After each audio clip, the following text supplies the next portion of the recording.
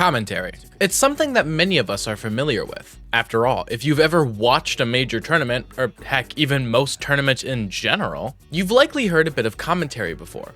Commentary has been here as long as competition itself. But recently, comms has become the target of many people's ire. Specifically, people have been debating at length about what makes commentary good or bad. Is commentary better when it's an analytical play-by-play? Or is it better when people get hype and loud to bring up the energy? These debates have gotten heated, inspiring arguments, threats, and all sorts of dangerous flaming rage. And in the midst of all of this are people who want to get into commentary, who can get intimidated by all of this. And it begs the question, what is good commentary?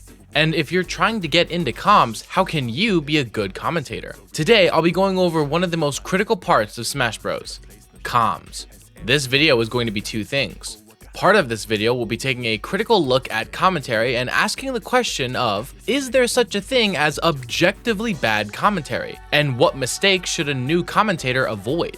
The other part will be me taking a look at the two key styles of commentary and going over how I think new commentators and even just casual watchers should approach it. This video is both a look at the criticism that commentators face and a guide for people looking to get into commentating for the first time. Now, before we begin, I want to state something. Everything I'm about to say only applies to larger tournaments, not to locals. Locals are usually open mic, and it's a great place to practice. But I see people posting clips of commentary getting in a fury about how they think it's objectively bad, only for me to look at the clip and see that it's a local with maybe 10 people watching in the Twitch chat. Respectfully, none of us should give a crap about what anyone does at their locals. What I'm talking about is basically anything above that. Let's say, for the sake of argument, C-tier tournaments, aka regionals or above. D-tier tournaments are kind of on that hinge, and you could certainly apply anything I say in this video to D-tiers. But for the sake of simplicity, I'm going to make C-tiers the cutoff for the tournaments I'm specifically talking about. And secondly, it's important to note that I'm basically only talking about Smash Bros commentary. Again, feel free to take tips I give out in this video for your Rivals of Ether commentary, or your Counter-Strike commentary, or whatever else. But my experience lies strictly with Smash Bros. So for the sake of simplicity, I'm only going to be referencing that scene. Not saying this video won't be helpful if you're commentating something else, I'm just saying that's the context this video is being made in.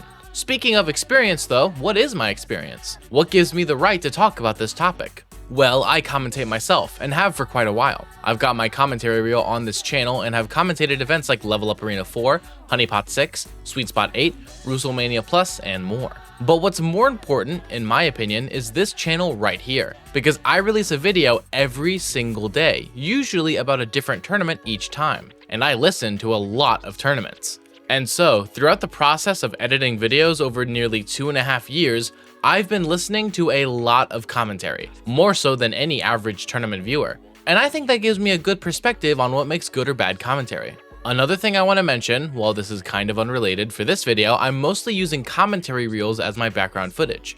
So while I always link the VODs I use in the description, I wanted to point that out specifically in this video. Shout out goes to all of these commentators I'm using as background footage, and all of their reels are in the description. Lastly, it's important to go over the styles of commentary, mainly the two big ones. So let's begin with that. Smash Bros commentary typically falls into two categories, which we'll name analytical and hype for simplicity. And when it comes to the controversy surrounding commentary, all of it is centered within the hype style. Analytical commentary is usually defined as a commentator working play-by-play within a set, usually with a relaxed or calm voice and very typically utilizing deep knowledge of the game and the game's mechanics. Hype commentators, on the other hand, are usually defined by their energy. Their commentary style is defined by trying to hype up the set, get people's energy up. This is usually done by describing the play styles rather than the mechanics at work. Usually, these commentators can also get very loud during climactic moments. Now, some people would say, Rester, stop. There are not two styles, there is only one style, the analytical style. The hype style isn't a real style of commentary.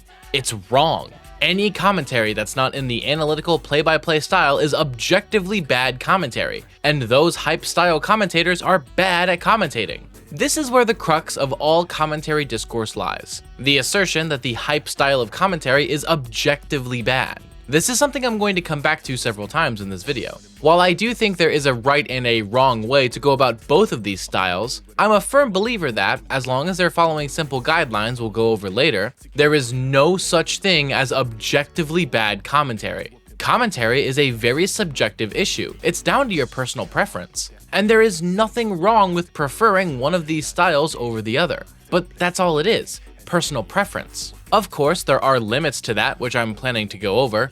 Things like being appropriate, being professional, and being kind to players are all things I consider to be essential parts of good comms. But those qualities and the hype style of commentating are not mutually exclusive. In fact, I will go so far as to say that hype commentary and analytical commentary are also not mutually exclusive. This will be an overarching theme throughout this video, but me personally, I believe that the best commentary in Smash tends to be the commentary that bounces between these two styles, incorporating both into a smooth experience. Knowing when to analyze and when to get loud in the exact same game can lead to what I personally believe is the best type of comms. You hear what I said there? Personally. Because again, commentary is heavily rooted in personal preference. Which leads me to my first piece of advice to new commentators. You're never going to please everyone. No matter what you do, no matter how good you are, there will always be a group of people that just don't like you. It could be for a myriad of reasons. Some of them maybe even being valid criticisms. But often, commentators have dedicated haters based on some really shallow things.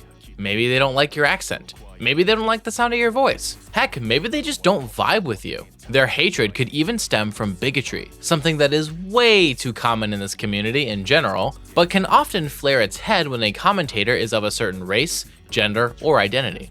But you shouldn't let any of this deter you from commentating. We're getting slightly off track though. Is hype-styled commentary an objectively bad style? Well, to me, the answer is of course not. And this narrative has really only been circulating recently.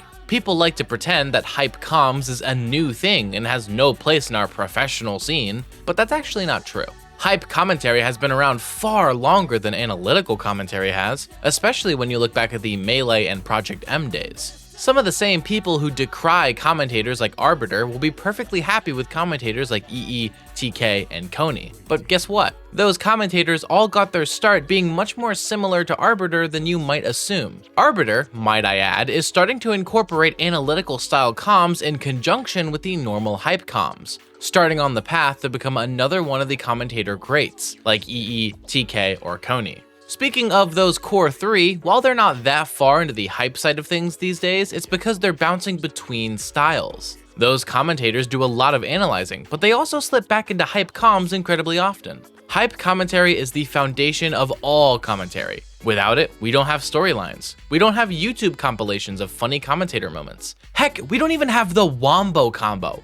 The Wombo combo! To act like hype commentary is a new fad that doesn't belong in the scene simply isn't true. Because hype-styled commentary is one of the foundations of what we consider to be the Smash Bros. Community.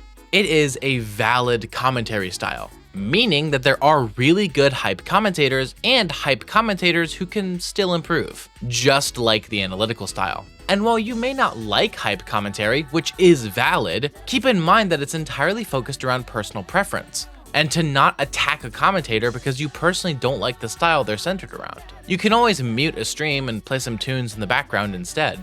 I know I've done that for several tournaments. And so, now that we've established that hype and analytical commentary are both equally valid forms of commentating, these two general styles make up the vast majority of Smash commentating. And most commentators will fall under one of these two categories or even draw from both of them at once, which again is where I think the real magic happens. It's now time to go over some things I think are objectively bad for a commentator to do. And I do not use that term lightly.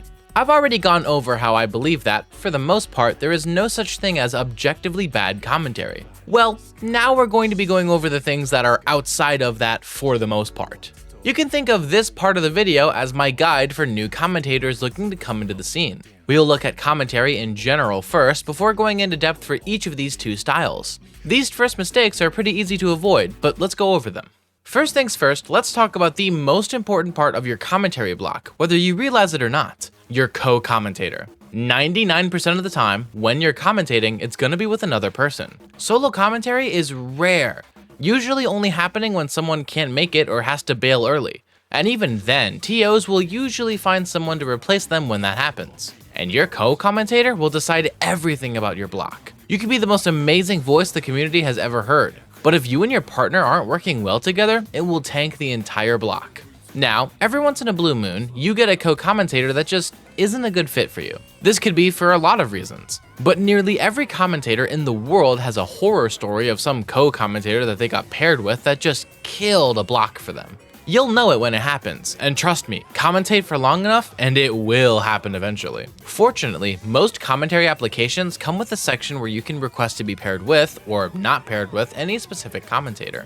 A piece of advice I'll give new commentators is to not be afraid to use this section of applications. Many newcomers have the "I don't care what role I have, I just want to be part of the show" mentality. That's rampant in showbiz. But if you really dislike someone, or more importantly, if you feel uncomfortable around a certain co-caster, use that section of the application. It's far better to let the TO know about your preference rather than have a commentary block get destroyed because you and your partner did not gel well. Trust me, the viewers can tell when it happens.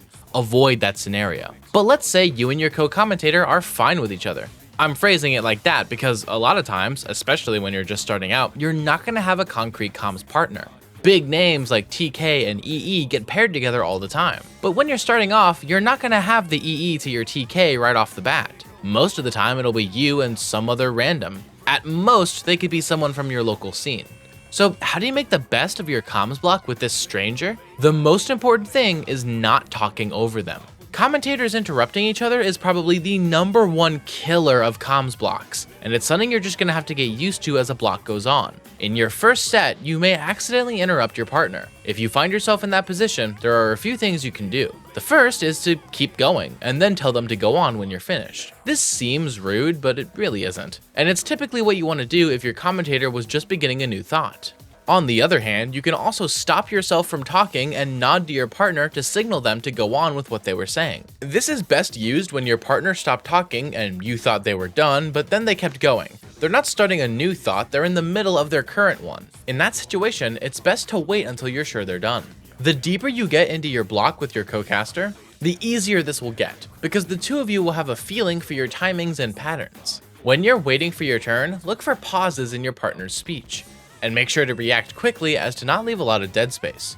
When you're the one talking, make sure that your sentences end very purposely and unambiguously, so that your partner will know that it's their turn now. This dance of speaking and letting your partner speak is probably the most important part of commentary. If you're gonna master one thing from this video, master this. It won't necessarily take you very far in the scene, but lack of it will leave you dead in the water. It's critical, and thus is the most important mistake to avoid when commentating. The next common mistake is to avoid being mean to chatters or players. Now, I have complicated feelings when it comes to Twitch chat. I like it when I can read chat when I'm commentating. A lot of people do. It allows you to interact with the viewers, which will make them feel more connected to the stream, and I think that's a very good thing. I think that TOs and stream runners should actually leave a chat window up for the commentators to look at. However, I think this should only be done in between games. When the set is going down, talk about the set. Don't focus on the chat. I've made this mistake before of responding to chat in the middle of a game, but if there's a serious question that needs answering, the stream runner can take care of it at that point. When a game is going on, your job is to talk about that game, not run the chat. Now, in between games, and especially in between sets, go wild. That's your downtime. However, I think it's very important to not be mean in the chat. Leave moderation to the stream runner. After all, that's part of their job. If you see a mean message, don't respond to it, just ignore it. After all, when a set is going down at a major, having the commentators screaming about ban Pickle Juice 31, they said something mean about me, ban them right now, is bad practice, and it's unprofessional. It's important to remember that not everyone is gonna like you, but you've gotta be prepared for it when it happens, because there's a good chance it'll happen eventually. Avoiding being mean also goes for players. This is a trap that a lot of commentators fall into. Let's say, for example, a set is going down and player 1 SDs on accident. A common trap would be to say something along the lines of, "What are you doing, you idiot? Why did you do that?" Obviously, that's exaggerated for demonstration's sake, but you get the general idea. This is a very fast way to make enemies in this community. Because you know who's going to hear you say that? Player 1, when they go back to VOD review later on. And also, all of player 1's friends, who are in the Twitch chat watching their homie. One of those friends might be a TO for a tournament you're planning to apply to. And boom, Just like that, you've lost a gig because that TO didn't want to hire you anymore because you were mean to their friend on stream. Instead, you should try to go along the lines of, ooh, a critical whiff from player 1. That's gonna cost big in this set. That response is a lot less mean to the players involved, while still conveying that it was a big mistake. The example I've used here is exaggerated, but also not by that much. Typically when a TO is trying to pick between commentators, it's the little things that make a difference. Not being mean kind of ties into our next topic as well, being unbiased. Now, bias is something that all humans have. It's unavoidable. And I think many people know that it's common sense to not root for one player or hope that a different one loses when you're on the mic. There are subtle ways you can inform players of potential biases. Like if a player is from your region, you can bring that up. This actually isn't a purely bad thing. If you commentate the good things about the player from your region, a good co-caster will pick up on that and become favored to the other player to balance it out. This actually makes the set a battle, both on the stage and on the mic, and that is a pretty interesting experience to the viewers. But a lot of times, controlling bias feeds into a larger subject, word choice. The most telling example of bias comes in specific word choice that you use. This is a larger topic for commentating in general, but make sure you're careful about your word choice, especially with words like unfortunately, sadly, or thankfully. This is something that everyone can falter on sometimes, but use more neutral words whenever you can. And lastly, we have profanity. I'm not going to mention this very much because I only think it's relevant to commentators who are just starting out. All of the top commentators swear all the time, and they can do that because they're already established. But when you're just starting out, I would actually heavily recommend to avoid profanity, and otherwise being inappropriate, as much as you can. Mostly for the same reasons I avoid profanity in my videos: children and sponsors. You don't know who's watching when you commentate, and you don't want the 30-year-old Smash player with 3 kids watching it on their TV to have to mute you because you're swearing so much. The next reason is more important though. When a TO hires you for an event, they're trusting you to represent their event well. If you misrepresent their tournament and their brand by being inappropriate, especially as a new commentator, you are far less likely to get hired again. Once you make it big, feel free to swear all you want, but probably ask the TOs beforehand if that's okay. This is a scenario where it is far better to ask for permission rather than forgiveness. Now let's get into the specifics about the two different commentary styles. If you want to merge the two, you can combine the stuff I'm about to go over with. Let's start with analytical commentary. If you're gonna specialize in analytical commentary, it's important to know a lot about the game. After all, you have to analyze, meaning that people are expecting you to go into great depth. Depth that goes just beyond saying, nice back air there, when a fox is trying to ledge trap. If you want to be an analytical commentator, I would firstly learn the names of every move in the game. Not to start off necessarily, but knowing which one of Kazuya's moves is Tombstone Crusher, and which one is Wind God Fist, not to be confused with Electric Wind God Fist, then your audience will quickly recognize you as an analyst. And most importantly, you'll earn their trust. However, don't fake this. Don't pretend to know something that you really don't, because the people who main those characters will immediately realize that you're full of crap. You may think I'm joking, but I've seen the Shulk player base literally tear apart commentators for incorrectly talking about what Shulk's Monado arts do. If you don't know, don't pretend to know. Focus on something else, because there's always something else to analyze. Do you like how a certain player is playing neutral? Are they doing something different from the rest of the player base? For example, if a Fox player goes out to do a Nair edge guard instead of trying to ledge trap with back air, why do you think that is? Is it because Fox is fighting Min Min, a character with a particularly vulnerable recovery? Talk about it. While I recommend learning the name of every move in the game, a short list of things you really should know are what Shulk's Monado arts do, what heroes' spells, especially the buffs, do, which of Kazuya's moves are which, the name of Min Min's different arms, Steve trivia, like what Redstone does to Minecart and how gold tools are faster but break weaker, which Peach and Daisy turnips are better than others, what all of Game & Watch's side Bs do, port priority in regard to Marth and Roy's tippers, and probably a lot more. Remember, the more niche things you bring up, the smarter of an analyst you appear to be. That is your trademark. That is your brand. For hype-style commentators, they need to know a lot less than analytical commentators do. The trade-off for that, though, is that you need to be infinitely more likable and have infinitely thicker skin. Because you better get ready for people to not be a fan of you. If you want to be a hype commentator, you have to have a likable personality. Because unlike analyst commentators, whose brands are their knowledge, your brand is going to be you. You as a person and how much people like you specifically. As a hype-styled commentator, you need to be able to recognize things other than niche game mechanics. Most notably, you need to be paying attention to play styles, and if it's available, player cams. Is this Roy main playing super aggressive because they're pissed off at their opponent? Is this Sonic player camping because they're up in a lead or because they're trying to tilt their opponent? You can see that in the player cams, and it's your job to create a storyline off of it. That's the main pull of these hype style commentators, the fact that they are more effective at creating drama and storylines. So get good at that. Have these two players fought before? How did their last set go? Find out the score and talk about how the loser of that last set is looking for a run back. Make people care about this set and create stakes for even round 1 pools. However, with hype style commentary, it's important not to go overboard. There are times to scream. There are times to get loud. But if it's game 1 and the first stock was just taken, there's no need to blow out your vocal cords screaming. Save it for the really hype moments, the game-ending spikes, shield breaks, and even a timeout if it's really hype. Also, don't go overboard with your own voice. If you've got 2 commentary blocks, do not destroy your voice during the first one and then suffer through your second. Learn to pace yourself. If you want my professional recommendation for learning this type of style, I actually heavily recommend Arbiter. Arbiter is kind of the poster child for this kind of commentary, but I would specifically recommend watching VODs from Eugene Bound 2 and Best of the West 2.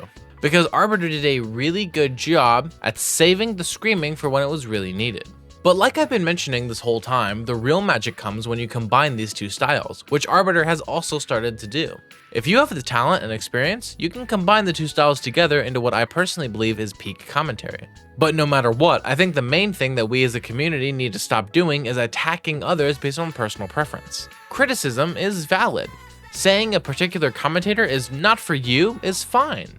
But saying that events need to stop hiring a specific commentator because you hate their guts or dislike their voice is not valid criticism. It's actually quite surprising to me that this community, with all of its problems, chooses to focus on commentators as the villain of the day. It's something we need to move on from as a community, so that we can all continue to enjoy more majors to come.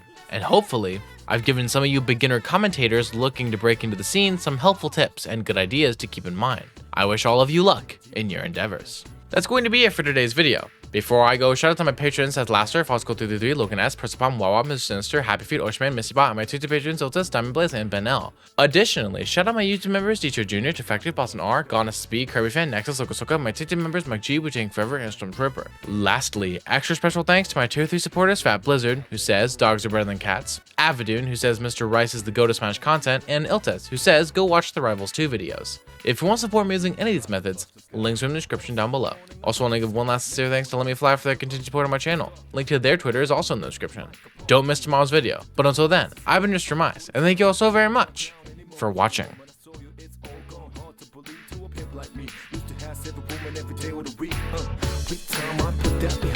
I'm sorry, I got to go from the side. Lie to the man, I aim high to the place no human has ever even tried. So I got to go, I got to go. All I want is for you to stay. Man, not a great